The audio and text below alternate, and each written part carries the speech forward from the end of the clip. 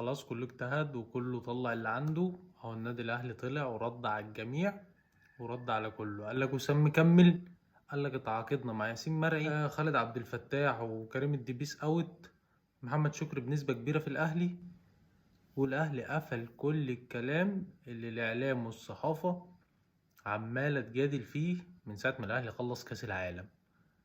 انا قلت لك وتاخدها مني، ما تاخدش بخبر او بكلام غير لما الاهلي يطلع رسمي يقول الكلام ده. وهو طلع رسمي قبل ما الفرقة ترجع من الاجازة. قال لك وسام مكمل مع الفريق، امامي جاله عرض من الغدود بس العرض ما فيهوش مقابل مادي، واحنا بعتنا عشان نستفسر لو هم هيقدموا مقابل مادي هيقدموا كام. الموضوع بسيط والموضوع سهل ومفيهوش اي حاجة. كل الفكرة هو جدل واجتهادات اعلامية وصحفية عشان خاطر مفيش حاجة نتكلم فيها الفترة اللي فاتت.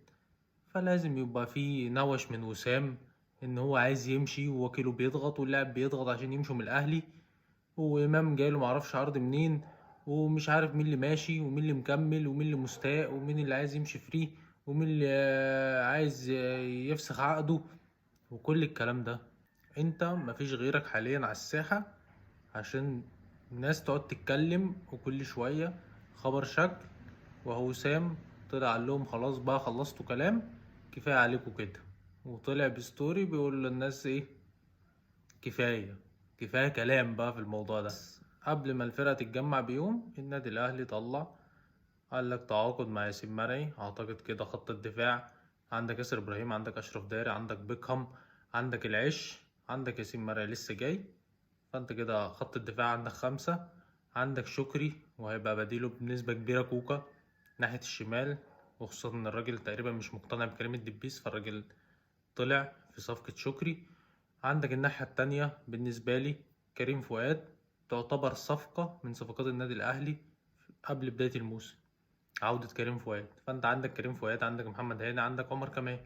نص الملعب طبعا مفهوش جدال، عندك ديانج، عندك مروان، عندك إمام، عندك بن رمضان. فأنت مش محتاج حاجة تانية في نص الملعب. عندك قدام حسين الشحات أو مع نص الملعب قفشة.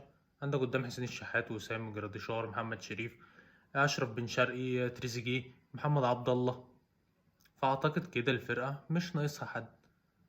فالراجل بقى يبدأ يشتغل زي ما هو عايز على الصفقات الجديدة، ويبدأ يشتغل مع الفرقة من بداية الموسم وفترة الإعداد اللي هتتعمل في تونس الفترة الجاية، ونشوف الفرقة في الماتشات الودية هيبقى شكلها عامل ازاي وفترة الإعداد بتاعة الفرقة، وإن كان في لعيبة تانية هتمشي هنعرف الفترة الجاية.